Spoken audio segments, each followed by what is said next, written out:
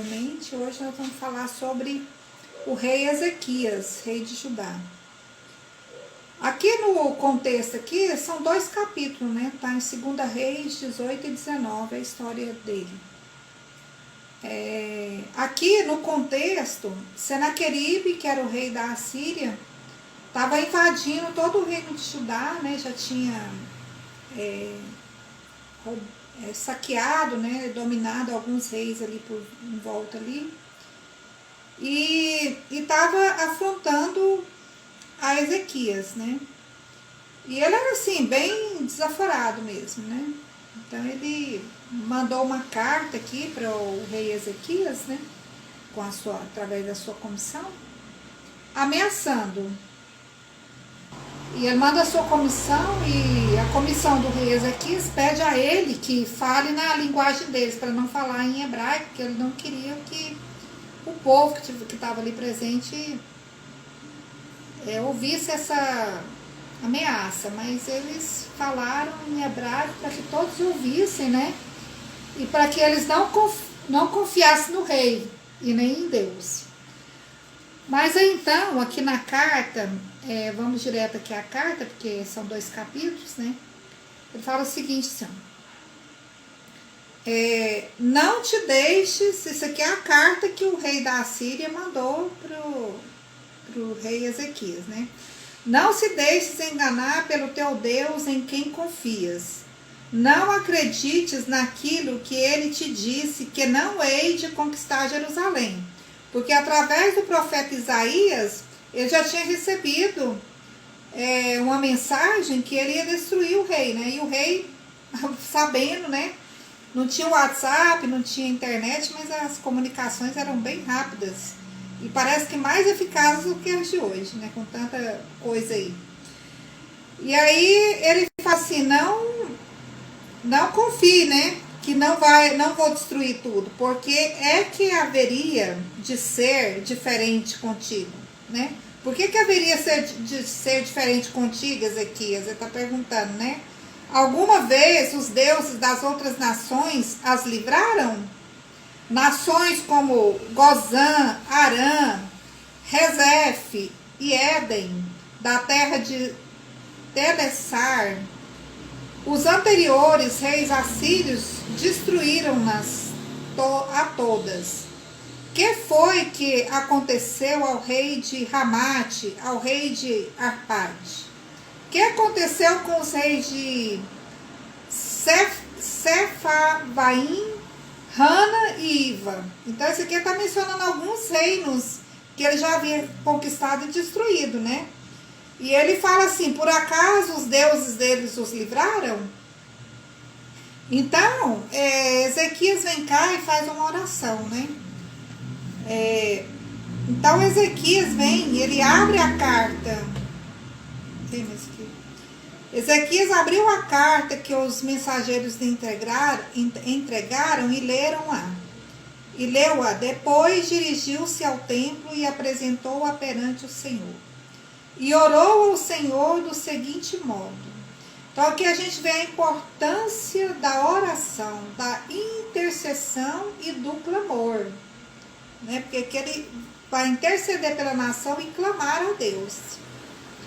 Ó Senhor, Deus de Israel, que habita entre os querubins, só Tu és o Deus de todos os povos da terra. Tu fizeste os céus e a terra. Ouve a minha súplica, inclina os teus olhos para mim e ouve a minha oração. Vê esta carta, né? Eu imagino que ele deve ter feito assim, ó. Vê esta carta aqui, Senhor, né? Porque se fosse eu ia fazer dessa forma, que é o meu jeito de orar, né? Vê esta carta do rei Senaqueribe, uma autêntica afronta a ti, ó Deus vivo. É verdade, ó Senhor, que os reis da Assíria têm destruído essas nações, como diz a carta. Queimaram os seus ídolos, mas não eram deuses nenhum. Foram destruídos porque eram meros objetos fabricados por homens, como madeira e pedra. Agora, ó Senhor, nosso Deus, imploramos-te que nos salve do teu poder, e então todos os soberanos da terra saberão que só tu, Senhor, és Deus. Nesse momento, para muitas pessoas está tudo normal, mas para quem conhece e sabe discernir os tempos, sabe da angústia que nós estamos passando, né? Essa é a angústia dos últimos dias, dos últimos tempos. Alguns estão sentindo agora, eu já estou sentindo há aproximadamente uns 4 anos. Deus vem me incomodando. Eu não sabia, porque eu não sou aquela pessoa que Deus fala, vai igual Isaías, igual os profetas, né? Eu só sinto, né? E com o tempo vai vindo o discernimento. Então, aqui a gente vê, né? Então Isaías, o filho de Amós, mandou dizer a Ezequias: o Senhor, o Deus de Israel, diz o seguinte. Então aqui é Deus falando agora. Esta é a minha resposta à tua oração sobre Senaqueribe, o rei da Assíria. Ouvi a tua oração. Então Deus ouve as nossas orações. Nem sempre vai ter um profeta, uma pessoa usada, que vai ter acesso a nós para trazer uma resposta de Deus, de imediato. Mas Deus, ao seu tempo, Ele vai agir. Porque Deus nunca está atrasado e nada surpreende a Deus. Tudo que acontece Ele já sabe, né? Então Ele está fora do nosso tempo. O tempo dele é um tempo eterno. Deus é onisciente, onipresente e onipotente. Então, por que eu estou trazendo essas orações aqui? Para vocês entenderem a importância de orar. E as orações, eu já falei isso aqui, já mostrei até o versículo que fala que as orações nossas sobem em memórias, como memórias, e também como incenso perante Deus. Então, há um acúmulo no incensário divino, no templo celestial, onde Jesus julga. Hoje Ele está como juiz e também como nosso advogado. E lá as nossas orações sobem como incensos para o incensário, que no dia do juízo ele vai ser derramado, né, sobre a terra. Então, aqui, deixa eu ver aqui que eu me perdi aqui. Ouvi a tua oração. Esta é a resposta que dou ao rei Senaqueribe. Então, Deus vai mandar está mandando através do Isaías, falando para Zedequias qual que é a resposta dele. A virgem, a filha de Sião, não tem medo de ti. A filha de Jerusalém ri-se francamente de ti. Viste bem quem é que desafiaste e quem é que insultastes? Né? Deus está perguntando para ele, você viu bem com quem você mexeu? Daste conta de para quem ousaste levantar os olhos com arrogância? Foi para o santo Deus de Israel. Vanglorias-te dizendo, os meus carros de guerra conquistaram as mais poderosas fortalezas. Sim, nem os mais altos cimos do Líbano são expugnáveis para mim. Deitei abaixo cedros gigantes e ciprestes maravilhosos. O meu domínio estende-se às fronteiras mais longínquas. Refresquei-me e matei a sede dos mais variados cursos de água de terras estranhas. Destruí a força do Egito com a planta dos pés. Então Deus está falando aqui sobre o seu poder, e que é de tempos longínquos, né? Desde a antiguidade. Ainda não compreendestes que fui eu quem decidiu há muito tempo que tudo isso acontecesse, e que foi eu quem te deu todo esse poder e que fiz com que tudo se realizasse segundo o que tinha planejado? Então Deus está mandando um recado para ele, foi eu que te dei tudo isso. Mas a pessoa que não conhece a Deus, ela jamais vai reconhecer que Deus fez alguma coisa na vida dela, né? Os meus planos eram precisamente que derrubasses cidades fortemente muradas e as tornasses em montões de ruínas. Eis a razão porque as nações que conquistastes não tiveram poder para te resistir. Antes se fizeram como a erva do campo, murchando debaixo de um calor ardente, como o trigo que se queima antes de ficar maduro. Eu conheço-te muito bem, estou ao corrente de todas as tuas idas e vindas. De tudo o que fazes vi bem, e a tua raiva contra mim. Por causa da arrogância que mostrastes a meu respeito, vou pôr-te um gancho no nariz, um freio nos dentes e fazer-te meia volta no caminho em que vieste. Então Deus disse a Ezequias: esta será a prova em como sou mesmo quem está a libertar a vossa cidade das mãos do rei da Assíria.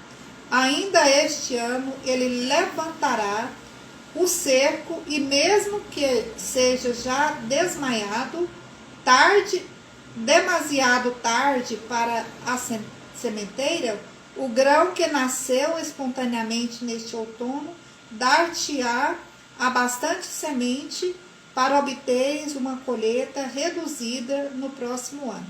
Então Deus vai falando aqui das bênçãos que ele vai fazer, né?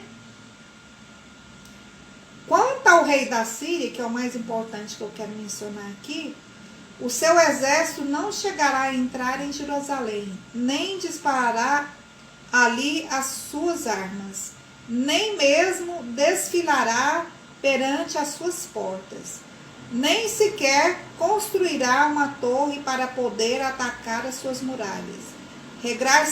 Regressará à sua terra pelo caminho por onde veio, sem ter penetrado na cidade, diz o Senhor.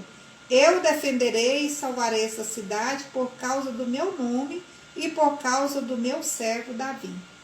Então a gente vê no mundo atual situações semelhantes. Através de homens arrogantes, homens que têm cargos poderosos, né? Afrontando e desafiando a Deus o tempo todo, né? Com aprovações de leis anti-Deus, como aborto, como ideologia de gênero, como destruição da propriedade, como trazendo injustiça à nação, né? Não falo somente do Brasil, mas muitas outras nações, onde as pessoas são meramente servos do governo, escravos do governo, onde não há liberdade, não há liberdade de expressão, não há liberdade de ir e vir. Isso tudo é uma afronta a Deus, né? E muitos falando diretamente contra Deus, né? Muitas pessoas que conhecem a palavra, que apostataram, né, da fé. Então, a gente vê aqui, através da Bíblia, né, que a Bíblia é um exemplo de um modelo a ser seguido. Porque a gente que tem todo tipo de exemplo para a gente não cair nas mesmas ciladas, né? Então, a gente tem que ter amor e temor a Deus, obedecer a tua palavra. E lembrar sempre que tudo o que acontece está sob o comando de Deus. A gente viu aqui que Senaqueribe derrotou muitas nações, mas porque Deus permitiu e até Deus o usou para que isso fosse feito, né? Porque Deus usa o mal contra o mal, né? Então, a gente vê em muitos países fechado, né, na janela 30-40, 20-30-40, onde o evangelho é proibido, né? E até se uma pessoa for pega lá, ela vai ser morta, executada, onde o próprio Jesus tem entrado e convertido pessoas para que essa própria nação se volta contra ela mesma, né? Então, Deus age de dentro para fora, muitas vezes, né? Nem sempre é de fora para dentro. Muitas vezes, a maioria das vezes, é de dentro para fora. Então, deixa eu ver aqui. E vai ter aqui deixa eu ver aqui, no final do capítulo 19, que o final, né, o destino desse rei aqui, ó. Então, naquela mesma noite, saiu o anjo do Senhor e feriu no arraial dos assírios 185.000. E quando se levantaram os restantes pela manhã, eis que todos estes eram cadáveres. Retirou-se, pois, Senaqueribe, rei da Síria, e se foi, voltou e ficou em Nínive. Sucedeu que, estando ele a adorar na casa de Nisroque, seu deus, Adrameleque e Sarazer, seus filhos, o feriram a espada e fugiram para a terra de Ararat. E Esar-Adon, seu filho, reinou em seu lugar. Então, todas as profecias, vocês lerem aqui, vocês vão ver que foi profetizada a morte dele. Todas as profecias que Deus ministrou aqui contra ele, elas foram cumpridas. E Zedequias ficou livre dessa afronta, né? Dessa destruição do rei da Síria nesse momento aqui. Então, eu quero dizer com isso que não importa o quanto se levantar contra nós, não importa se vier perseguição, não importa o que acontecer, lembre-se sempre, Deus está no controle de todas as coisas. E até a morte de um crente, até a morte de um profeta, de um pastor, de um filho de Deus, ela serve como testemunha no dia do juízo contra o ímpio. Então, a sua morte, a minha morte, caso ocorra por discriminação, por perseguição aos filhos de Deus, será como testemunha, né? Mas, nesse momento, o que nós devemos fazer é orar. Orar e jejuar pela nação brasileira. Orar e jejuar pela nossa casa. Ungir nossos filhos, ungir nossos familiares. Ungir a nossa casa e clamar pela proteção, para que o Altíssimo nos guarde debaixo das suas asas. Porque Deus agindo, quem poderá nos abater? Quem poderá nos destruir? Né? Então, esse momento, eu creio que é um momento de nós clamarmos contra o homem sanguinário, contra o mal, contra as forças das trevas. É um momento que nós não podemos deixar nos contaminar pelo mal, porque a operação de Satanás, o modo dele agir, continua o mesmo, né? Que é criar medo, criar terror e te levar a isolamento, né? Te isolar, te separar, para ficar uma presa fácil nas mãos dele. E ele vai fazer de tudo para que isso aconteça. Mas, como Deus falou para Josué, ser forte e corajoso, né? Porque Deus não nos criou para ter medo, para recuar, mas Ele nos criou para ir avante, ser guerreiros, ser batalhadores, ser luz aqui nessa terra, né? Luz na terra, sal na terra, ou seja, nós é que ditamos e não somos... não podemos deixar nos contaminar, mas nós é que devemos levar essa mensagem, porque nós somos luz aqui na terra. E o nosso coração, ele não deve ter nada de raiz de amargura, de rancor, de ódio, de raiva. Nós devemos iluminar o nosso coração, porque qualquer raiz de amargura, falta de perdão, tudo isso nos deixa em treva. E Deus está selando os seus. E Ele procura corações cheios de luz, e não coração negro, né? Porque o inimigo vai tentar te deixar nas trevas. Mas nós não somos daqueles que regridem, mas somos daqueles que avantes, né? Avantes em direção à cruz. Tomar a nossa cruz e nos alimentar de Jesus, através do Espírito Santo, através da sua palavra, através da oração e através do jejum, para matar as nossas vaidades, né? Então nós devemos chegar àquele ponto que o apóstolo fala que não sou mais eu quem vive, mas Cristo vive em mim. Então é Cristo que tem que habitar em nós, e não o meu eu, o meu ego, o meu individualismo, a minha vontade, mas é Jesus que tem que operar em nós, para que nós possamos ser conduzidos e direcionados a tomar as melhores e as atitudes próprias direcionadas por Deus, tá bom? Então fique com Deus, por hoje é só. Compartilhe essa mensagem, né? Tem um canal no Instagram também, no YouTube, que vocês podem estar compartilhando, para que mais pessoas sejam atingidas pela mensagem enquanto ela está livre para rodar. Porque muito em breve, creio que vão tentar nos calar a nossa voz, mas a nossa voz não pode ser calada. Não, jamais será calada, porque Deus nos garantiu que o inferno não prevalecerá contra a igreja. Quanto mais tentar nos destruir, mais nós vamos sobreviver, né? E uma das metas da Organização Mundial é isso, é nos parar, é nos calar. E eles falaram que o maior desafio deles é a América Latina, porque é um povo que não desvia. Glória a Deus! Até Satanás está vendo que é um povo firme, um povo que não desvia e não vai desviar, porque ele não tem poder sobre nós. Nem com a morte ele nos calará, porque quanto mais matar, mais crente vai sair, mais pessoas vão se converter. Amém? Glória a Deus. Comenta.